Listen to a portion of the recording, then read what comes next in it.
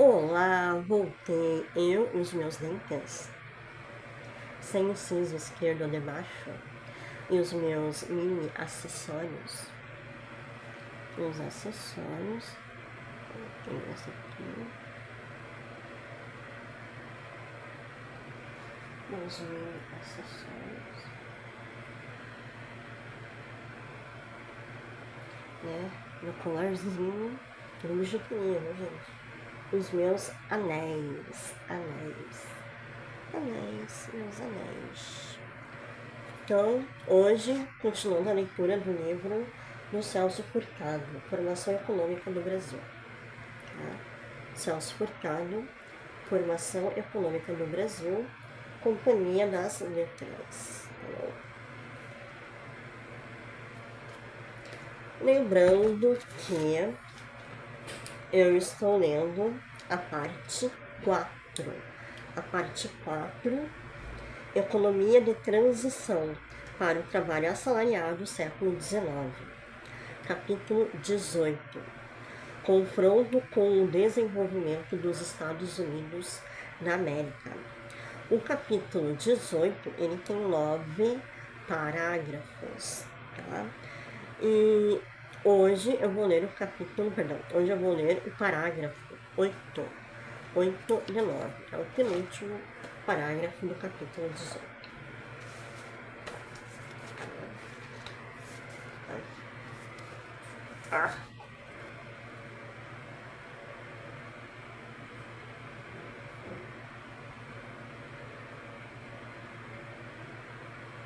Então vamos lá. Né? Lembrando que era aquela fase de transição da lã para o algodão, né? Que os Estados Unidos começam, relembrando, né, os anteriores, parágrafos anteriores, começam a trocar a lã pelo algodão, né? Aí a perseguida dos americanos na época, né, entre o século XVIII e XIX, é o algodão, né?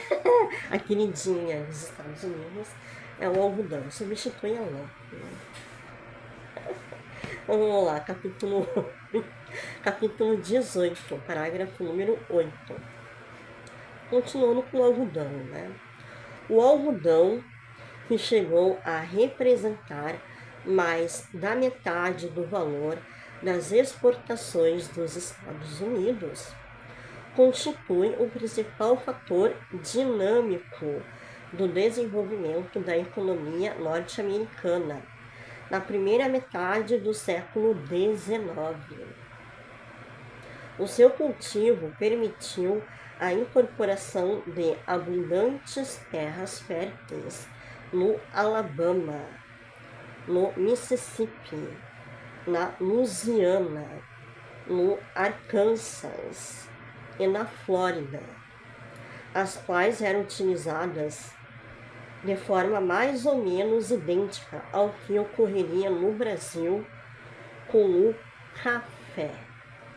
As formas extensivas de cultura obrigavam a buscar sempre novas terras e a penetrar no interior do continente.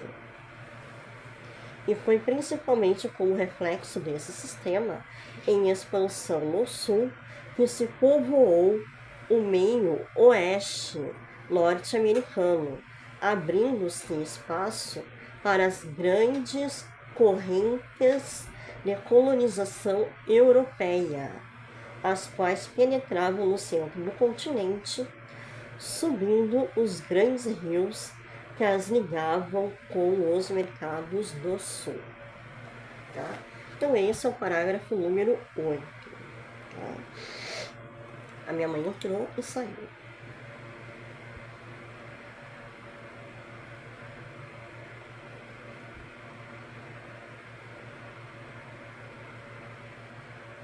Né?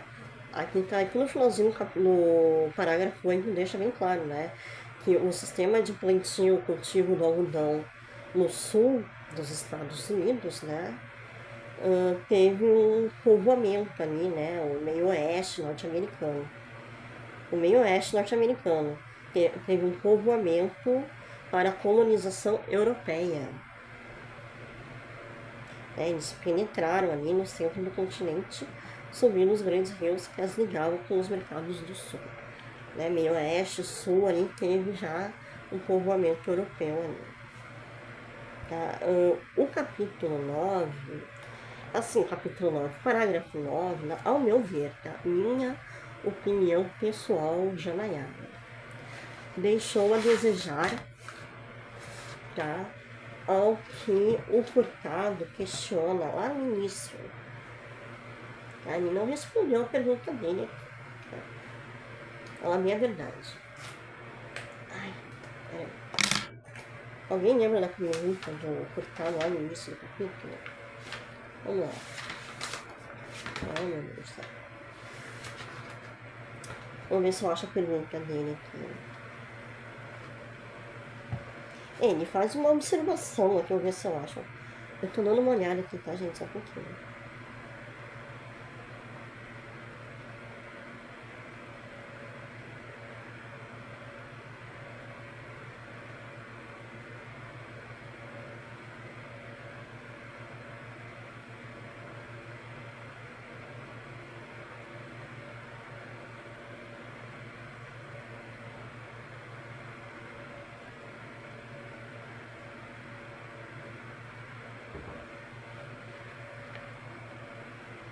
Acho que é no segundo parágrafo.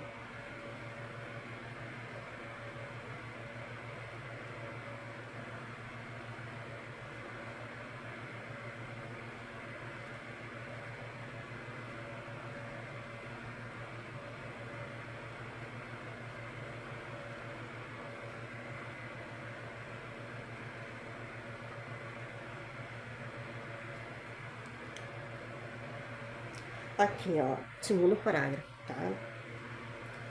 Eu vou ler aqui assim, o segundo parágrafo até... Olha o segundo parágrafo aqui, tá? A suposição de que estaria ao alcance do Brasil, na hipótese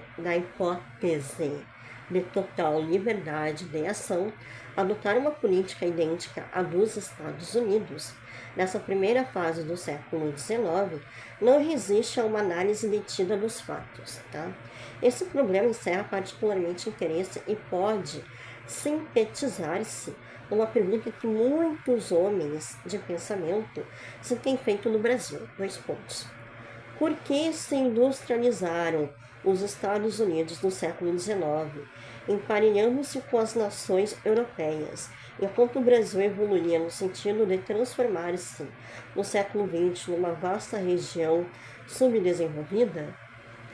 Porque Estados Unidos e a Europa, né, ficam par a par, né, no desenvolvimento e no crescimento, menos o Brasil. Por quê? E quando o Brasil começa a se desenvolver, só no século XX, né, e se vira uma região subdesenvolvida e não industrial, né? Porque se industrializaram os Estados Unidos no século XIX, emparelhando-se com as nações europeias, enquanto o Brasil evoluía no sentido de transformar-se no século XX numa vasta região subdesenvolvida. Superado o fatalismo supersticioso das teorias de inferioridade de clima errasta, entre aspas, essa pergunta adquiriu uma significação mais real do ponto de vista econômico. Convém, portanto, que lhe dediquemos alguma atenção. Ele respondeu, portanto, lá no 9, tá? Essa pergunta, conforme está no parágrafo 1º, tá? Que o Brasil não gera, assim, em que ele foca? No caixa, né? Débito e crédito, né? Exportação e importação. Tudo que tu vende e tudo que tu compra. O Brasil fica sempre no negativo, né? Déficit. Já os Estados Unidos têm um superávit. É esse o raciocínio dele, tá? De exportação e importação. Os Estados Unidos se beneficiam com o algodão.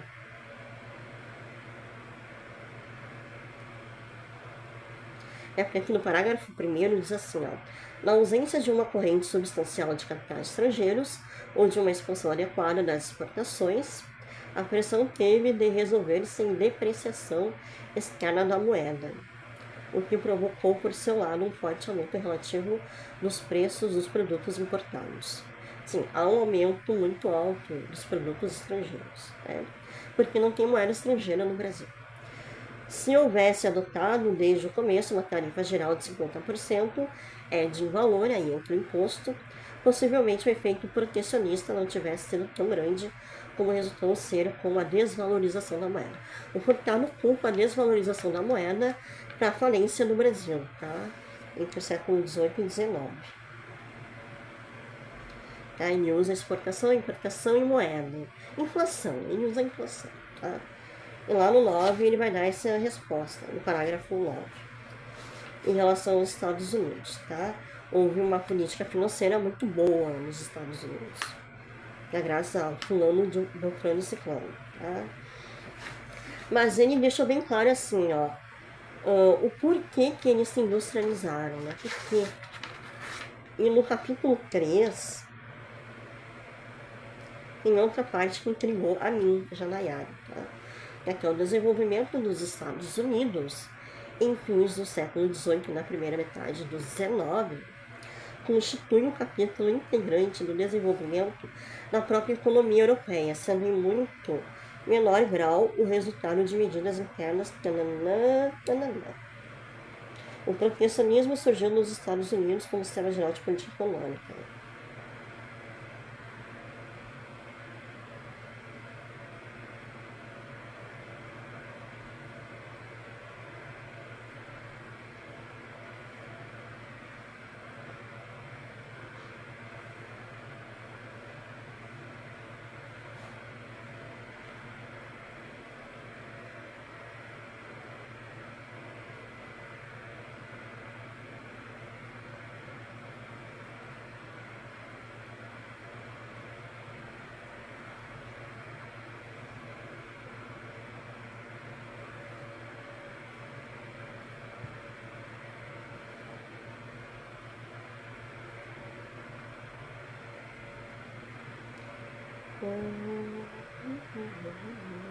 Gente, eu tô lendo de novo, tá?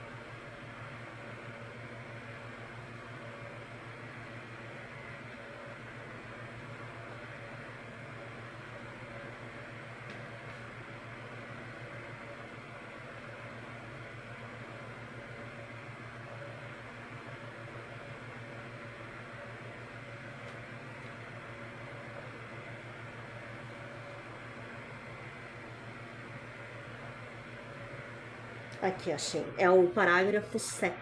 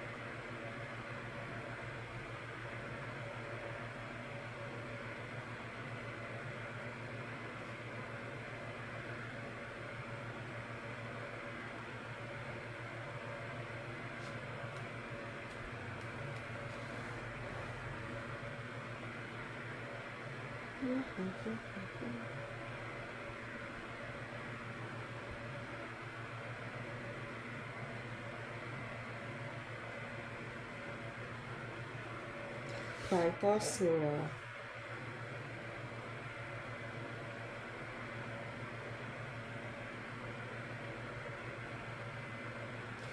Tá lá no início do parágrafo 7 aqui, tá? Aqui no início, outro questionamento do Furtado que ele não respondeu. Ele só respondeu a parte do caixa, entrada e saída de mercadorias, tá? O Furtado, ele finaliza a pergunta dele, a primeira pergunta, né, com exportação e importação e o auge, né, dos Estados Unidos em exportar algodão, vender algodão e saber lidar com o dinheiro, tá? Das exportações, saber lidar com a parte financeira do Estado, tá? Porque assim, ó, o parágrafo 7 deixa bem claro o seguinte, isso aqui ele não respondeu nesse capítulo 18, talvez em diante, tá? Diz assim o parágrafo 7. A experiência técnica acumulada desde a época colonial, a lucidez de alguns de seus dirigentes que perceberam o verdadeiro sentido do desenvolvimento econômico que se operava com a Revolução Industrial e a grande acumulação de capitais da fase das guerras napoleônicas não seriam, entretanto, suficientes para explicar as transformações desse país na primeira metade do século XIX. Claro que por muito tempo ainda a economia norte-americana dependerá para desenvolver-se da exportação de produtos primários. Aí eu começo a história do algodão aqui, tá? Então assim, não é só revolução industrial, não é só indústria, né? Não é só acumulação de capitais. Capital, no linguajar econômico, é máquinas, equipamentos, tá? Tudo referente a máquina, equipamento, tudo que a gente usa para trabalhar, tá? A capital na economia não é dinheiro, capital na economia é máquinas e equipamentos. Né? A acumulação de capitais da fase das guerras napoleônicas. Era época de guerra também, tá? Lembrando que era época de guerra. Então, assim, ó, não é só algodão, não é só agricultura, não é só saber lidar com o dinheiro, entrada e saída de dinheiro, né? Não é só saber lidar com a inflação, com as moedas estrangeiras, mas também o que faltou aqui em responder, que ele não entra em detalhe aqui. Eu não lembro de todo o livro, eu não lembro de nada mais.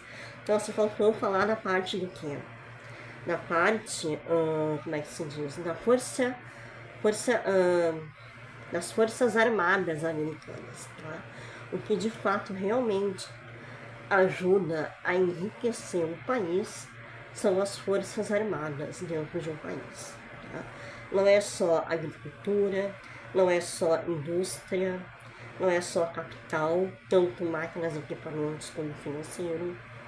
Tudo isso ajuda, mas o que de fato aumenta ainda mais o seu poder de todos os outros países é as Forças Armadas Americanas.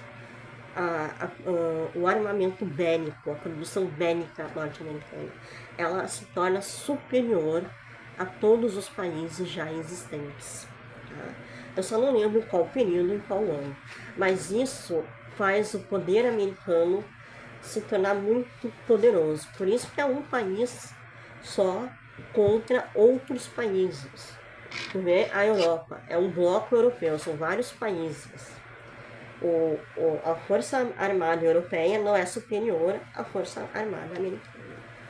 Tá? Então, a parte bélica, a parte militar, favorece bastante também os americanos.